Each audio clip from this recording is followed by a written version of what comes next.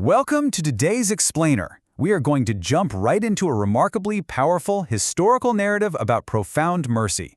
It's one of those ancient stories that perfectly captures something totally universal about human nature, economics, and spirituality. Today we're unpacking a very specific, authentic historical text. It details this incredible interaction between a wealthy man, his servant, and the people who owed him money. And it all leads up to this ultimate moment of divine reflection.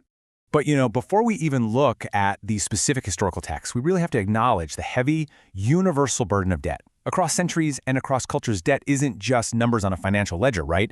It's an intense emotional and physical weight. It dictates where you can live, what you eat, and how you sleep at night. Historically speaking, being in debt could literally mean prison, servitude, or just total social ruin. So when we approach this story, we've got to recognize those incredibly high stakes. The people we're about to learn about weren't just missing a modern credit card payment. They were fundamentally trapped. So what are we actually looking at today? Our primary source material is Sahih al-Bukhari, specifically Hadith number 3480. Now, this is one of the most revered and meticulously scrutinized collections of the sayings and actions of the Prophet Muhammad within the Islamic tradition.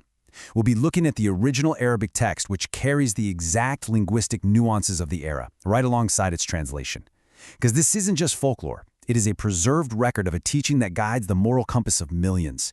We're going to break down exactly what this text says and the fascinating narrative arc it builds. All right, moving into section 1, the weight of debt. So, the text starts by introducing us to a man of wealth who regularly engaged in the worldly transaction of giving loans to people. But the crucial point here is understanding the specific condition he encountered: hard circumstances. This wealthy man wasn't just dealing with casual borrowers. His wealth actually brought him face to face with people in a state of severe financial and personal distress. When we talk about hard circumstances in this context, we are talking about complete insolvency. The debtor has exhausted absolutely every option. They are vulnerable, exposed, and entirely at the mercy of their creditor. And in the ancient world, the creditor held all the cards. They had immense power in this dynamic. They could ruin a person's life, demand their property, or honestly, even worse. The power imbalance is just absolute.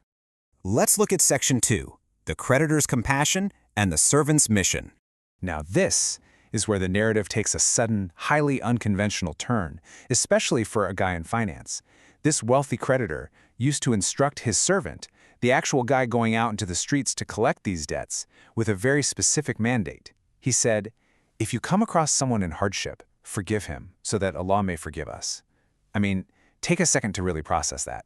He is essentially giving his debt collector the authority to just cancel the debts of the most vulnerable people. He isn't asking for renegotiation. He's not asking for an extension. He is demanding total forgiveness. And look at his reasoning. He's directly linking his earthly financial compassion toward his fellow humans with his own hope for ultimate spiritual forgiveness from God. This elegant little instruction actually builds into a highly structured moral philosophy. It's like a beautiful 4-step moral transaction. Step 1, give the loan. Basically, just engaging in the necessary commerce of life. Step 2, actively identify hardship. This actually requires the servant to look at the debtor's situation with real empathy, not just glance at a ledger. Step 3, forgive the debt entirely, taking a guaranteed worldly financial loss. But step 4 is the ultimate return on investment, right? Receiving divine forgiveness. The creditor is literally leveraging his temporary earthly wealth to secure eternal spiritual currency. It's such an elegantly simple yet profoundly difficult ethical framework to actually live by. Which brings us to section 3, the divine reflection. This is the spiritual climax of the text. It's where earthly actions meet eternal consequences. The text concludes with a simple, immensely powerful sentence. The man eventually died. He met Allah, and Allah forgave him. Notice the profound symmetry here. On one side, we have the mortal creditor. He had limited wealth, and he forgave a worldly, temporary financial debt out of pure compassion. On the other side, we have the ultimate creator. In response to that human mercy, the Creator forgives the permanent spiritual debts of the man. The narrative suggests a direct, mirroring relationship. How you treat the most vulnerable people in your domain is exactly how the ultimate authority will treat you in his. So as we summarize this remarkable text, what are the big takeaways? Well, first, we see radical compassion for the vulnerable, literally prioritizing human dignity over financial gain. Second, there's this incredible concept of delegating acts of mercy. The man didn't just keep this philosophy a secret. He trained his servant, his employee, to act with that same grace, effectively institutionalizing mercy within his household. Third, we see human actions deliberately mirroring divine attributes. The creditor acts with this godlike forgiveness in his own small sphere of influence. And finally, by letting go of his earthly wealth, he attains the ultimate spiritual reward. It is an absolute masterclass in moral economics. Which brings me to a final question I want to leave you with today. Because this isn't just some ancient story to be analyzed. It's a framework that's meant to be applied. Think about it.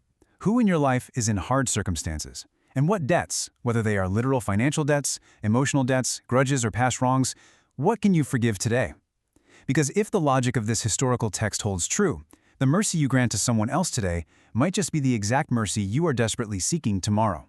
Thanks so much for joining me on this explainer. I really hope this deep dive sparked your curiosity and gave you a fresh perspective on the true power of forgiveness.